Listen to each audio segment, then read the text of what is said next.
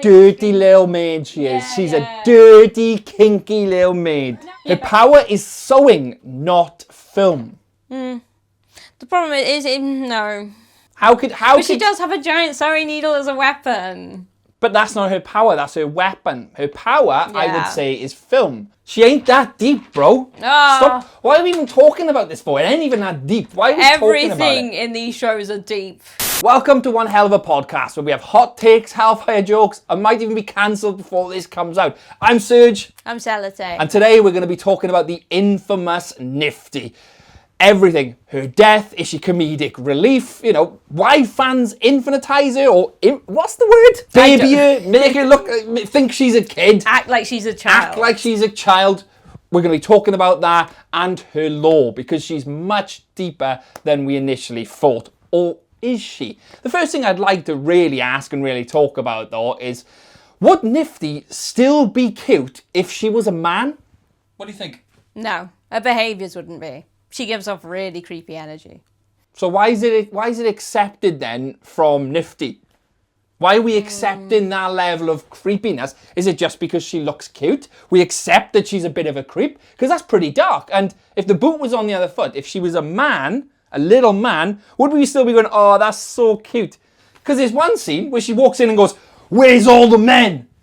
Yeah, that's in the pilot. She sees all the women. She's like, there's no men here. Why is there no men? And if you pictured a man walking into a room full of men and being like, oh, it's a sausage fest in here. Where are the women? You'd be like, ew, he's a bit of a sleaze. You know, like, why does it matter there's no women? But with Niffty, it's a joke. It's always a joke. So is that right? Would you guys think she's still cool? Well, would it still be cool if she's a man? That's something to think about. And I'd love to know people's thoughts on that in the comments. Because if you still think it's cute as a man, why? And if you still think it's cute as Niffty, why? So do we still think it's cute, thinking about what we just thought, or is it still creepy? Is it creepy? I think it's creepy, but in the context of the show, there's so much worse going on that it's just kind of like, it goes over like all the characters' heads anyway. They're just kind of like, she's harmless, I think. I know Charlie actually says that, so it's just like, it is what it is. Which brings it into the framing of comedic framing versus moral framing and coding. Because if that was real world, then it'd be creepy, wouldn't it? Yeah. Creepy whether it's a man or a woman. Yeah. But that's the thing. This is cartoons. So is it excusable because it's cartoons? I suppose, yeah. So is Valentino's actions excusable because he's a cartoon? He's a well-written character. Doesn't mean well, yeah, I suppose, yeah. See what I mean? Yeah. It starts to get a bit, the lines start blurry. Is she creepy? Is she not creepy? I personally think it's a show, and it's clearly meant to be comedic relief, but she's so much more than that. And if it was a guy, it should still be seen as comedic relief, just like, you know, some of the old shows, etc. Some of them were bad, but some of them were purely comedy. Do you remember that skunk in the old Looney Tunes always after that cat? Yeah.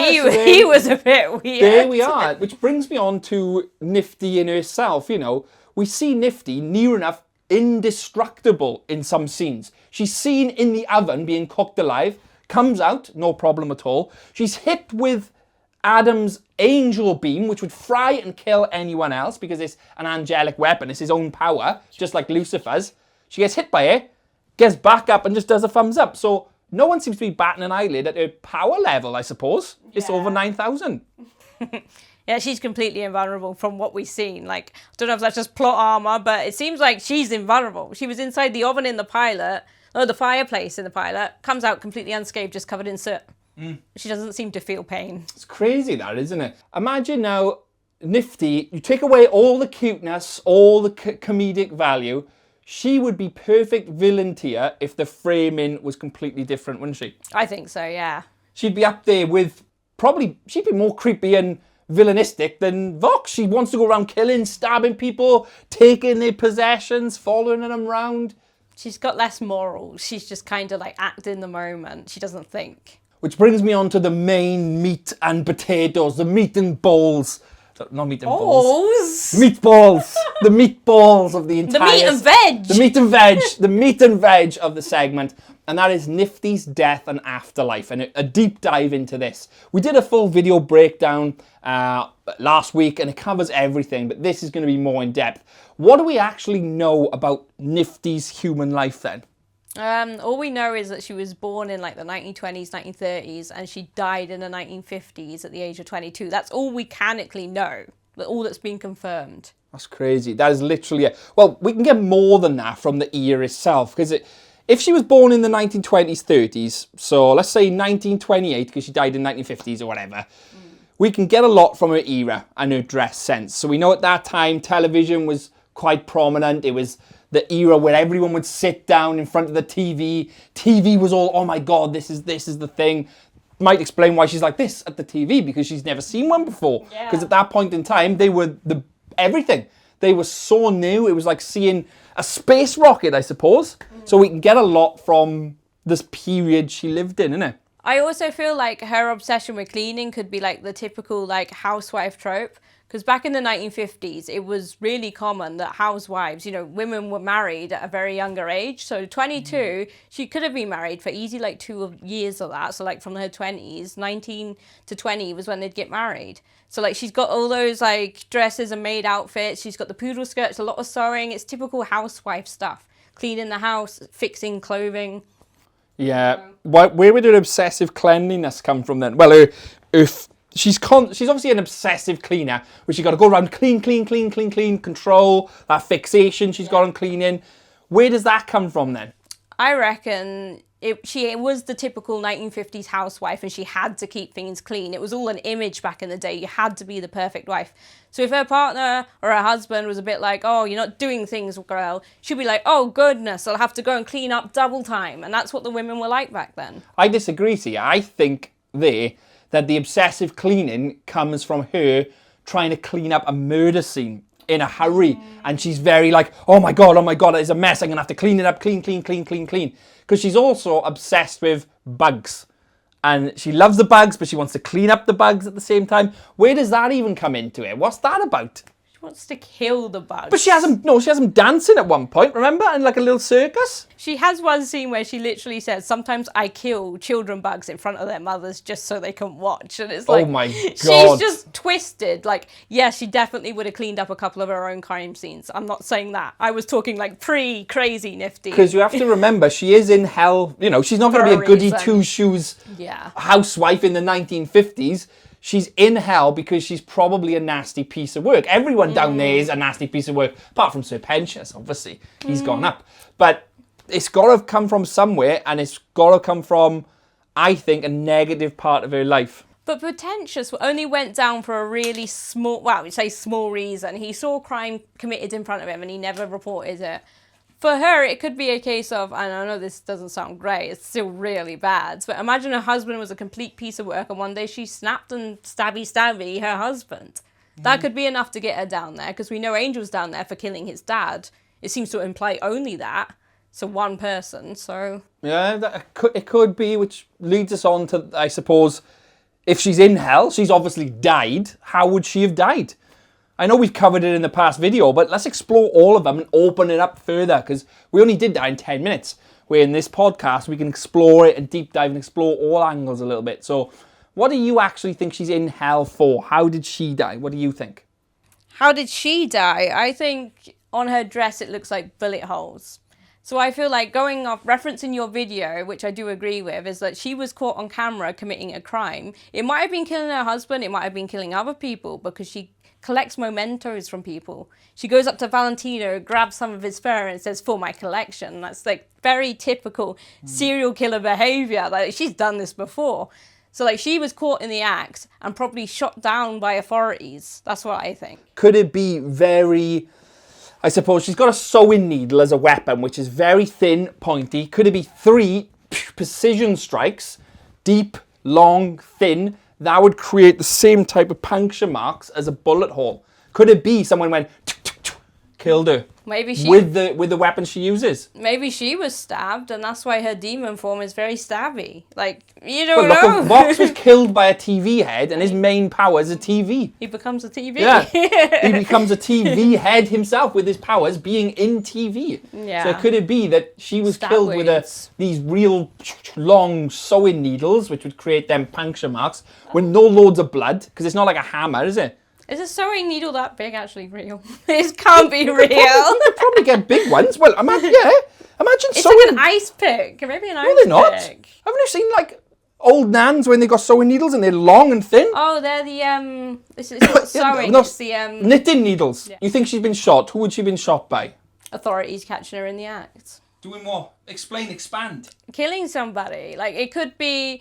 We know she's obsessed with bad boys, so I reckon whether or not she was this little housewife, she could have had a problematic husband, which could have made her play away. We don't know. She could have been like, oh, I'm going to chase up any other bad boys in this town because my husband's a piece of work. I can act out, right? She could have got herself tangled in having affairs, which is obviously a sin. It's illegal. And then she had to, like, act out and kill people. But where does the cameras come into it? Caught in the act. It could be maybe her husband was suspicious and he was like, right, I'm going to go and film this. I know she's meeting up with somebody here. I'm going to go and see. Filming. Maybe at this point she's killing the man because she's clearly a serial killer. She's got to be. Or, forgive me for saying, and this is quite dark, she films herself killing people. Yeah, That's why when she sees the camera, she's like this. She's scared because obviously it could be that she was caught. That would make more sense as to why she freezes. But it could be she was also killing victims on camera. Because at the end of season 2, her powers, when she does the Care Bear moment with all the cast, you see what looks to be film reel coming out. Now I know exactly what you're going to say right there. Oh, it's sewing thread. It looks like sewing thread to me. I said the same thing at first. You did say the same thing. I said, wait, go and listen to it. Because all you hear is... film reel. It's iconic, the sound it makes. And when she does that, you hear... It even does that wrap around that the reel will do when you place it down. The wrapping round. So you go and watch it. That is 100% film reel, which tells me something in life, her filming, the camera was prominent in her life for that to have them powers.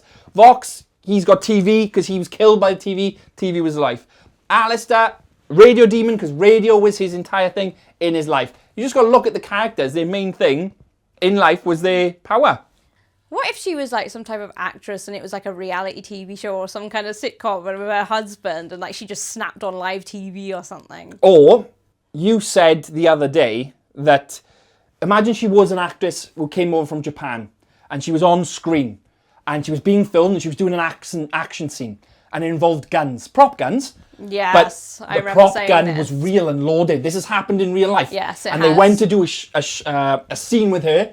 She was kidnapped or whatever. Would explain why she likes to be forced. Likes the bad boys. She was mafia kidnapped films. by Maybe she was in mafia films. And in the scene, it was obviously going to be fake. They were going to shoot her. She was going to die. And what actually happened is, in real life, the gun was loaded. Bang! They shot her, killed her. They thought she was acting, but in reality, the prop gun was real, and she died on screen, live to an audience. That could be another. It's actually happened a couple of times in real life where the gun was accidentally loaded. It was meant to be unloaded, and they used a real gun, and it's happened. It's killed a couple actors. That would explain her gunshots. That would explain the camera, and why also she was really scared of seeing a camera.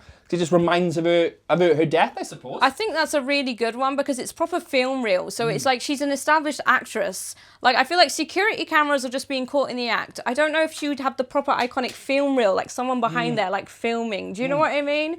So it's like, I feel like that is a really good way to go at it, but it doesn't explain some other stuff with Niffty, like why she's obsessed with bad boys and collecting mementos and being stabby. Like, it doesn't explain all that unless that was her character she played on TV. Yeah, maybe she was an evildoer in the TV film and she was killed by a goodie, so to speak, but obviously it was meant to be fake on screen because they were filming it, but it happened in real life because the prop was loaded. It was a real gun. But why would she go to hell if she was just playing a bad That's it. That's She's got to, because that's exactly... I thought something similar where she was like a K-pop star on stage. I've seen that theory. Estranged fan had shot her, which would be great, lines up. But she's in hell for a reason. She's there. She's obsessed with killing people. She's obviously a bit of a creep herself. Yeah. So she's in hell for a reason. She couldn't. That theory just doesn't work. So it's interesting with Niffty and how her behaviour could potentially mimic real world compulsions and existing disorders, like a obsessive compulsive disorder where she's cleaning. What if she was obsessed with an actor and she wasn't an actress herself? She was obsessed with an actor. Maybe he played the bad boy role on TV and he wasn't actually a bad man, right? So he's innocent, whatever. And she went on film set and killed him on film set. Who knows? Well, I said something similar to you where she was actually a maid, a cleaner of a famous actor and became obsessed with that actor, filming him, watching him, and ultimately collecting momentum of him. And she eventually kills him because she's that obsessed with him. But because of that, she's caught on camera in the act killing him. Authorities turn up at the last moment. She realizes she's been seen by the camera. She's like, oh shit, I've been seen. Bang, There's door no comes getting down, out of boom, this. boom, boom, boom. Done. Because the thing is, there's one scene with Sir Pretentious where she grabs onto him. She's like, bad boy, never leave me again. And like her face goes really evil and it's really creepy. It's like, was she like low-key sleeping with this actor and then he decided he didn't want to like anything serious and she took that and went, you know, stab, stab, stab. So when people say to me, oh, Niffty, she's not that deep, bro. I think she is. I think if you need to look past that surface level of comedic relief and think, she is that deep. You know, all this stuff going on. All the characters are pretty deep, I would say. Yeah. There's a lot of theories you could throw up in the air for a lot of them. Yeah. So with that, we're going to move into the mid-episode chaos segment now, which is literally chaos. We've got a spinny wheel right there, which we're going to spin, and it'll land on a certain segment. And on one of them certain segments, we have to carry out a certain something. So let me bring the wheel over. There we are. Here's the wheel. I think that's in camera. I can't tell. Basically, we spin the wheel and whatever it lands on, we'll do. I'm not going to explain them all. I will just spin the wheel and explain the one it lands on. Here we go. That's a good spin. It's a good spin. We've done Therapy Couch before, so we'll do Fan Take on Trial. Yay! Countdown. Yeah, I was going to say, it's like countdown.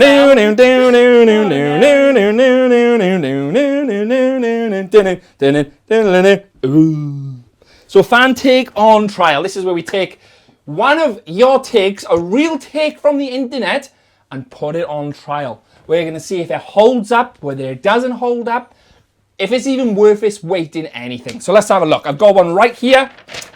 Fan Take on Trial. This is one I printed out earlier. Niffty was with Vox in the human life. They were married.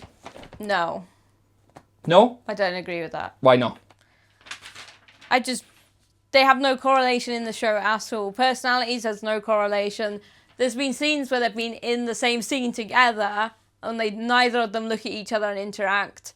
Like when she's fighting Valentino and at first it's Alistair fighting Vox and then she goes and grabs Husk to come into the fight and Husk is fighting Velvet, she's fighting Valentino, Vox is right there, Nifty's right there, no interaction. Well, hang on. They say here, Niffty was married to Vox in the human life. It points to their shared 1950s era and Nifty's traumatic freezing reaction to cameras as potential evidence of the history with the TV demon. So whenever she sees the camera, it just reminds her of Vox and she freezes.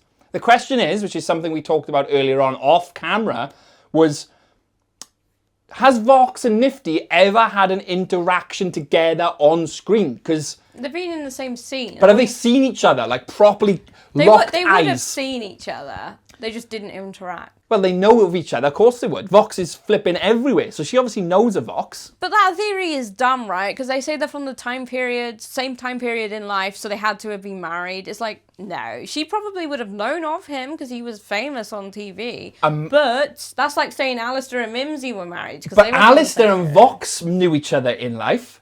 Did they? They did. They were in the bar together, remember? No, that was... that was a demon bar. Yeah. Damn. Because that would have been great then. He knew Mimsy, and that theory is like saying, oh my goodness, they were married. It's like, no, they weren't. Because what would have been great then, because imagine she was with Vox in real life, and that would explain her obsession with bad boys, with TV, camera, and something happened, she was killed. She met Alistair, who also hates Vox. Yeah, she they hates teamed Vox. up, yeah. And they teamed up together because they hate Vox. I think it's confirmed on the theory, it's confirmed on the wiki, that Niffty and Alistair met each other in hell. So when did Alistair actually die? Could it line up to the same period as them being... I don't know how old he was when he died. He was obviously in the height of popularity in like the 1930s, I think. 1920s, 1930s. Because Mimsy's like a flapper girl, which were common in the 1920s. So I think that's when he was in the height of his popularity. And if TV was just coming around, I think they had TV in what, 1940s? 1930s, 40s, TV was just coming out. Maybe before that, actually, if you think about it. So if Vox was like a VHS, what they flipping call them? The shitty old TVs. He was one of them. Blocky TV, the old 1950s TV. So it could line up with her being in the same era and died in the same era when Vox did. I'd have to because Vox died with the... Yeah, but his version of a TV head, I don't think was like that blocky and old. You have to think the first TVs were like, they were a massive brown. Yeah, but that's what we see him as in the clip, in the he thing was back. more like the TVs I had when I was a kid, like the 90s TVs, 80s TVs. They were still blocky as heck. They were still like that in the 50s and 60s. No. Yes, they never really... In fact, they only went bigger in the 80s and 90s. They went massive. No, but do you not remember the ones where like it was like a They were cupboard door, always like you'd that. open it and Think it would of be when you see the Flintstones and the TVs, the big square ones. Ed and Eddie, Ralph's TV, when they go around his They were house. all square and blocky. They never really changed until we got flat screens. They were like in built into the walls. 2000s. So the eras could actually line up. Do I think she was married to Vox? Probably not. I don't think there's enough evidence there.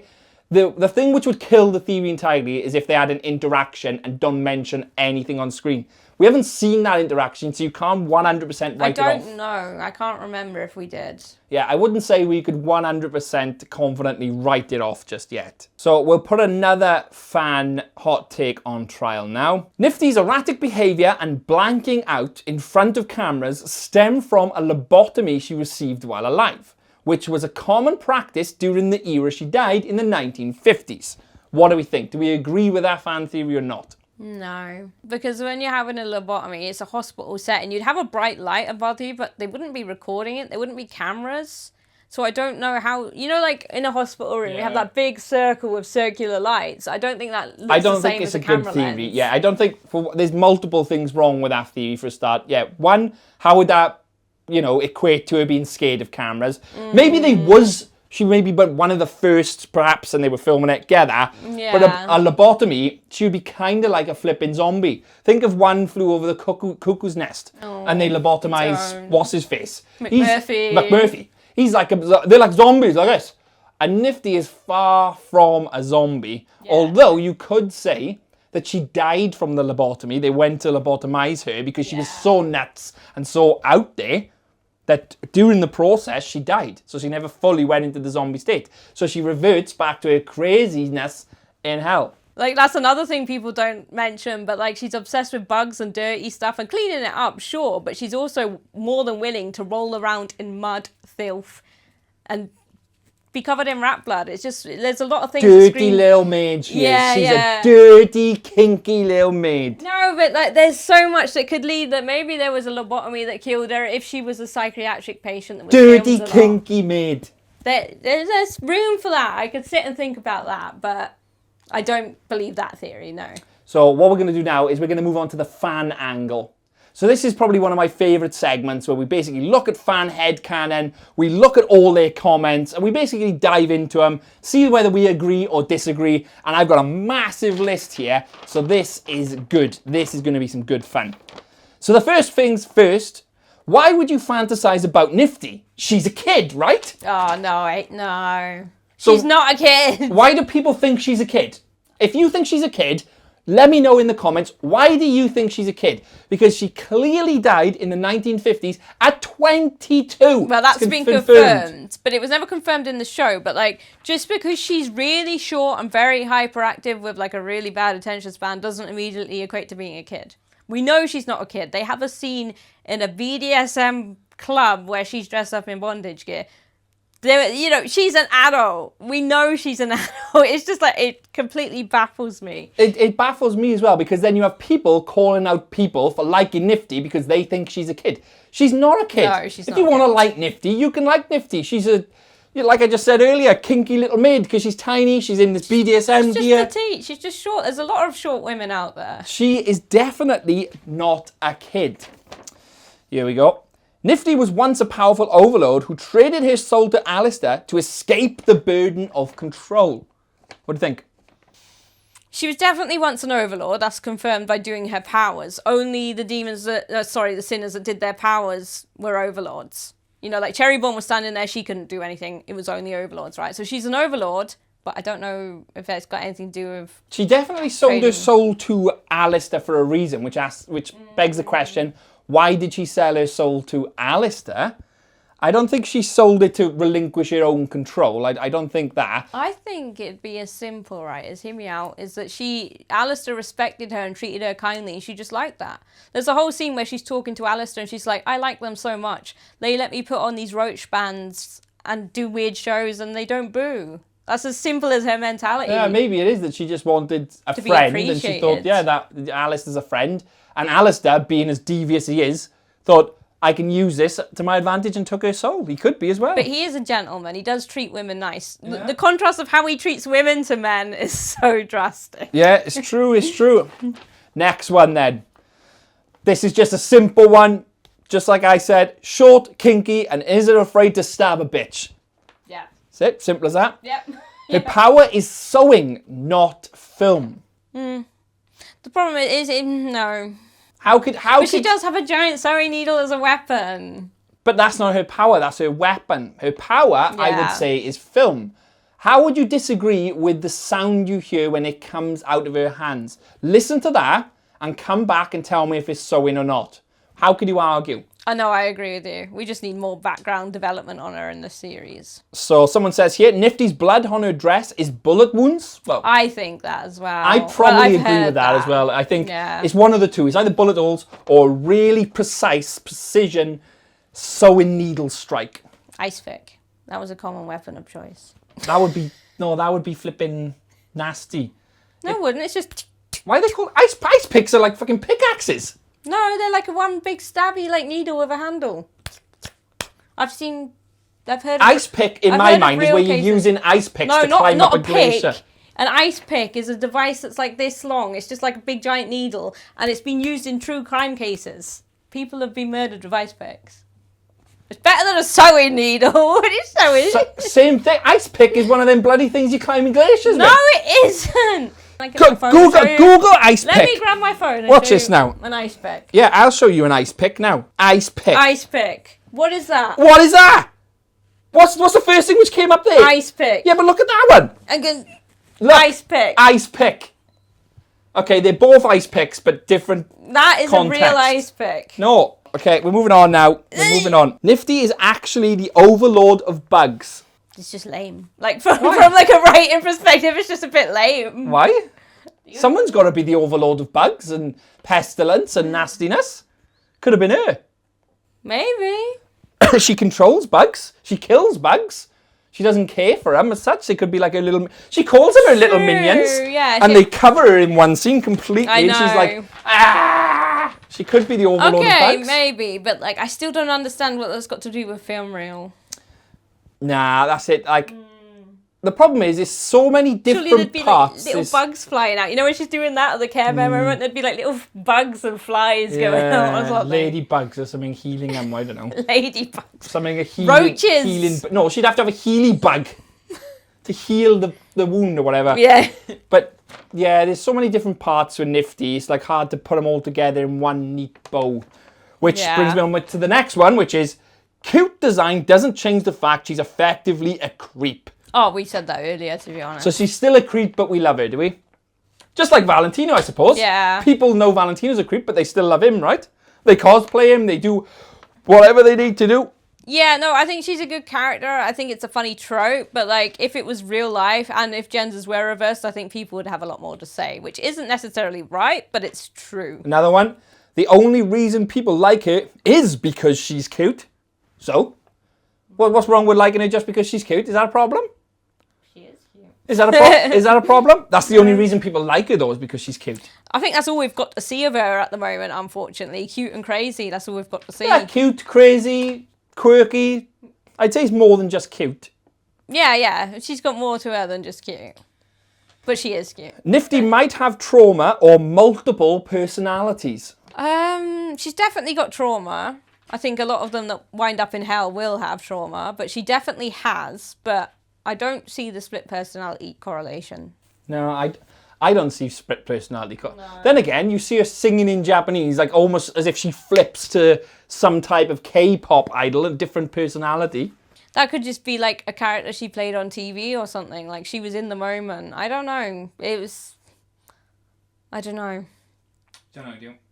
That's only one scene as well. You know, like every other scene, she's in a lot of scenes. There's nothing like that. Niffty is more dangerous than Alistair because she lacks his restraint and moral code.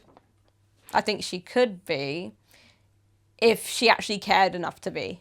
I don't think she's more dangerous than Alice. I think she's lethal. I think if she was in the situation, she's stealthy, like an assassin, she can come in and be lethal that way. But in terms of powerful overall, if they fought 1 against 1, I think Alistair would beat her. Actually, you're right, because in the scene where she's fighting Valentino, Alistair has to come in and save her, because Valentino has her on the floor with a gun at her face ready to end her right there. Yeah. And Alistair has to be like, cool this off, cool this off. And the last one for me, and this is my favourite, I've even got it in bold. She ain't that deep, bro. Ah, goodness. She ain't that deep, bro. Ah. Stop. Why are we even talking about this for? It ain't even that deep. Why are we talking about it? Everything in these shows are deep. There's so much, every character, every small thing is deep. Not even that deep, bro. Come on. No. So with that being said, let's give some takeaways here. Niffty is dangerous because she isn't taken seriously. You just got to look at the V's. They did. Even Velvet herself says, it's the fucking maid. Yeah. We thought you were just the maid or whatever she's. But she destroys Velvet. And that's literally it. She's so dangerous because people think, oh, look at the little baby. It's like, Charlie, she's harmless, I think. That's what she says about her. But that's it. At the end of the day, that to her is a massive strength, isn't it? Yeah, it would be. We clearly know she has some deep lore, 100%. We just don't see it on a surface level, I think, for her being the comedic relief. They're using her as comedic relief in the show. I think eventually we're going to see more. We're starting to see more backstories for characters. I think she will get some. We've got another, 3 seasons yet? Exactly. So there's numerous things they haven't even touched on. And it still bugs me to this day. They haven't touched on the Lilith situation with Lute and Lilith. That's just completely gone. We know she's going to be one of the biggest villains in either the next season or the one after that, though. Lute is. So that's going to come full line at some point. And we also know, right, this is the be-all and end-all for Niffty, in my opinion, is that she is in hell for a reason. And she was in hell because she's conducted some type of crime or unchecked nasty behaviour. And you've got to remember that, because she isn't just a little cutie. She's in hell for a reason. Isn't she? Yeah, no, definitely. They're all in hell for a reason. I mean, Alistair, everyone loves Alistair, but he went around killing people nowhere, no tomorrow, and eating them. So we don't know what Niffty's in for, but she's definitely done something. But what do you think on Niffty? I'd love to know your takes on it. Do you think she's a kid for whatever reason? I don't even know. No, she's Why not. would you even think she's a kid? I don't get that. Let me know your thoughts and takeaways on Niffty in the comments below. And next podcast, we're going to be talking about things way worse than this. You're not going to want to miss the next one, because it is going to be absolutely brutal. Trust me. We'll see you then. I'm Serge. I'm Salate. See you in the next one. Bye-bye. It's not even that deep, bro. Come on. No.